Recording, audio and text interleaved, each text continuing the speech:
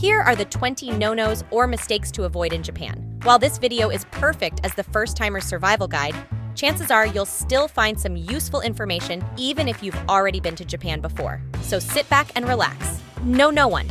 Choosing to fly to Narita Airport. If Tokyo is your destination city in Japan and you have the option to choose between flying into Narita Airport or Haneda Airport, always pick Haneda.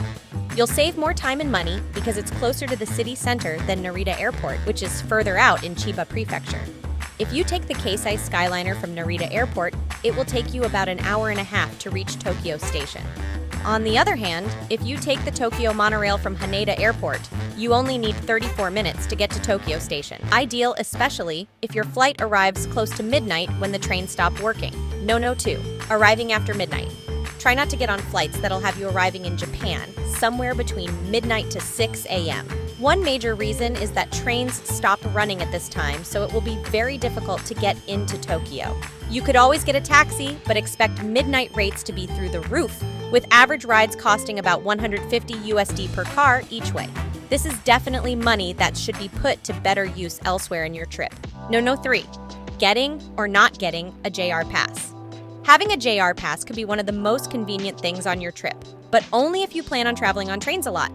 Prices of JR passes have risen recently, and it's become less viable for travelers who only plan on traveling between cities like Tokyo and Kyoto, which is actually a pretty short distance. If your plan is to travel from Tokyo to somewhere as far south as Hiroshima, then the JR pass will likely be of more value to you. If you're only traveling between short distances, then consider saving your money and skipping the JR pass altogether. No. 4. Arriving late for public transport.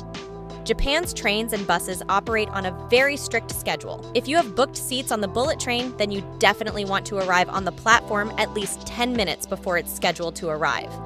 The same goes for buses. If you're planning to hop on one, make sure that you are at the bus stop before the bus arrives. The good thing is that if you do miss one bus or train, you can just catch the next one that usually comes in a few minutes. No 5. Not bringing your credit cards.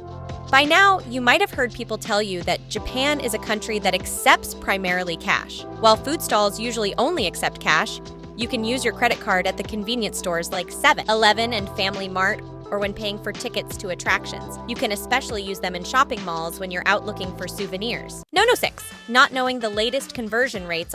I always recommend to my family and friends who are traveling to Japan that they should install a currency conversion app. I advise that you do the same because knowing the conversion rates that changes every day will allow you to have better control of your spending. It also helps when you're taking out money from the ATM, so that you know how much you're getting in Japanese yen based on the bank's conversion rates. This actually leads to no 7, accepting higher conversion rates. When you're withdrawing money from the ATM, it might ask you if you'd like to withdraw in your original currency, but you'll have to accept a certain markup percent. Always refuse this option and instead choose to withdraw directly in Japanese yen. Your bank back at home will always give you a better conversion rate without that annoying markup. When making purchases at retail stores, always choose to pay in Japanese yen, as well as you'll get a better rate. Just make sure to check with your bank that they don't charge any hidden foreign transaction fees. You don't want to be hit with a bill with all those hidden charges once you're home. No 8. Assuming you can just show up to attractions. With Japan facing over tourism, it's a huge no-no if you think that you can just show up to attractions like Disneyland without pre-purchasing your tickets beforehand. With websites like Klook, it's super easy to get your booking done early so that your passes and trips are all prepared before your arrival. If you don't, you'll be stuck at the entrance because tickets will have been sold out a few days in advance by people who have booked their tickets online. Make sure this doesn't happen to you. No 9. Not knowing how to use the toilet. If you're not sure how to use one of those high-tech Japanese toilets, make sure you don't start randomly pushing buttons on it. Otherwise, you might get a spray of water you are not expecting. You'll usually see a panel on the side with a few buttons. Sometimes they come with little English words, but sometimes they don't. The pictures are pretty self-explanatory though. No 10. Not knowing how to use chopsticks. If you're more comfortable using forks and spoons rather than chopsticks, you might want to bring your own set when you travel to Japan. Many eateries in Japan only provide chopsticks, so you might want to start practicing before leaving on your trip. No 11. Not arriving on time for breakfast. If you're staying at a hotel in Japan that offers breakfast, it is usually served between 6 a.m. to 10 a.m., but the final call is usually at 9:30 a.m. If you arrive later than that, you might not be allowed in, so make sure that you arrive early to get your food. Breakfasts in Japan are amazing, so make sure you do not miss it. No 12. Forgetting to clean up after yourself. In Japan, society teaches everyone to clean up after themselves. It's something that's been instilled since they were young. That's why there is a common expectation that everyone should clean up after themselves after mealtimes.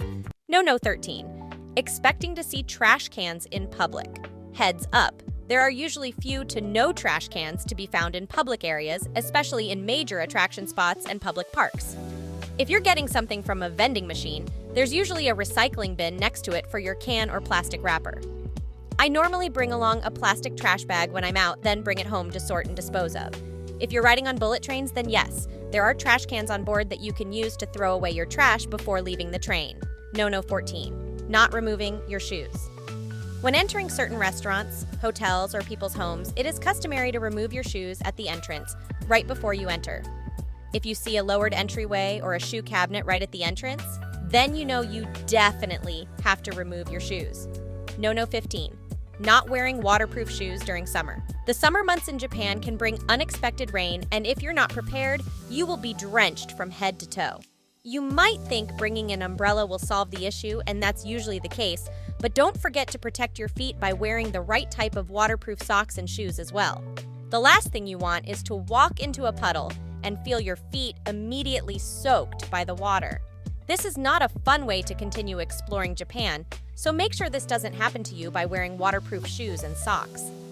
No 16. Not being quiet in public. Americans typically make this no because it's so common to act that way. In Japan, people tend to be quiet and respect each other's privacy, so speaking too loudly in public will make you stand out like a sore thumb. No 17. Not knowing basic Japanese words. You don't have to be a whiz at the language, but you should at least know basic words like how to say please, thank you, excuse me, and sorry. You'll often use them each time you're talking to someone, like buying tickets at the amusement park, and knowing some words will often make the Japanese people feel appreciative of your efforts, and they'll want to help you out even more. No 18. Not having internet. You will not realize how useful Google Translate and Google Maps are when you need them. Google Translate lets you translate basic sentences from Japanese to English and vice versa, which really helps when you're trying to ask for directions somewhere. Google Maps lets you navigate the train system with ease because you only need to open your location and your desired destination. It will then show you which train lines to take and how much it will cost to get there, as well as when the next trains are coming. No 19. Overpacking for the trip. You're going to face a lot of crowds in Japan, so struggling with heavy luggage to get from point A to point B is something you'll want to avoid.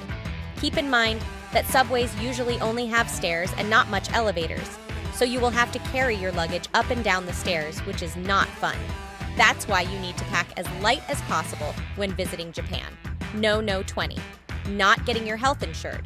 If you have health insurance, make sure it also covers you when you're traveling. If not, you might want to get travel health insurance because they can cover your costs in case you get sick and need treatment in a foreign country. Not only that, travel health insurance can also cover any delays, lost luggage, or even natural disasters that might affect you on your trip. And now you know the 20 no-nos you shouldn't do on your next trip to Japan. Feel free to share this video to your friends and family who might be thinking of traveling to Japan soon. I'll see you next time.